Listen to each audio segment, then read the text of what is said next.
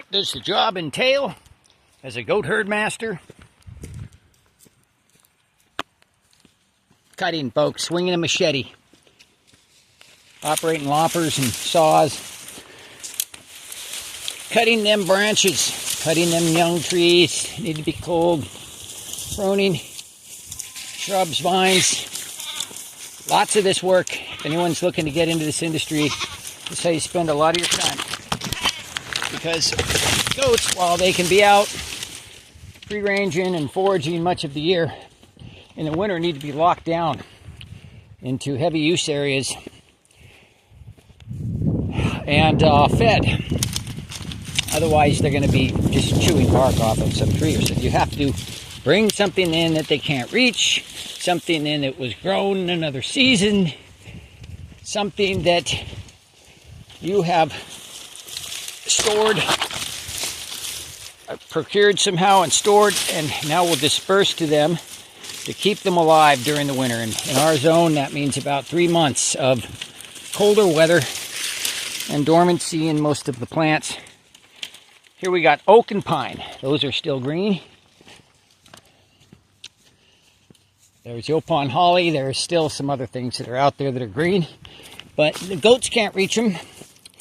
They've already foraged in those areas, or they're locked in an area where they need to be fed anyway. So it needs to be cut. It needs to be worked on. I'm just making this clear because we are continuously looking for people who want to live this lifestyle. And it is work, folks. It is a life of work. Those who want to just sit back in front of a screen somewhere in a nice, comfy building, this is not the job for you. So let us continue to get a bunch of greens out here for these goats. These guys are also getting some preventative lice treatment here, as we always do in the winter, because the lice come out in the winter and we want to keep our goats alive.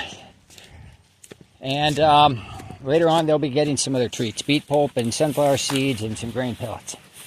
And some hay, of course. Hay, that's another thing, hay. It costs money to grow, to purchase if you're going to purchase it. It's better if you can grow it yourself and ensure that it's good quality. And all the other things you might grow for goats, I won't go down the whole list here.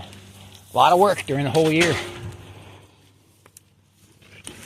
The hay has to be not only procured, it has to be stored, processed properly and properly stored. That means if you buy a big round bale, it's not a done deal, folks. That thing has to be dismantled and it has to be stored, broken apart, or baled into smaller bales. Otherwise it rots and then kills your goats. Okay? And these people getting this peanut hay, hey, it's poison. It's one of the best foods there, but as soon as it rots, it's poison. So you have to manage peanut hay very carefully, and it's a lot of work. That's it. No one prepares this all for you.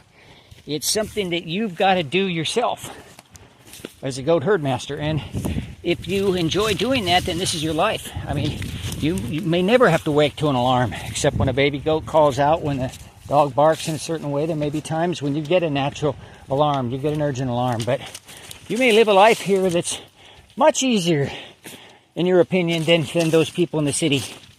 But if you think it's a life of no physical work, that kind of easy, no. There's a lot of physical work, folks. So count on being fit and remaining fit. You're surrounding yourself with people who can fill in when you're down or whatever. You know, you gotta be physically fit to do this work and engage in hard labor. Right, goats?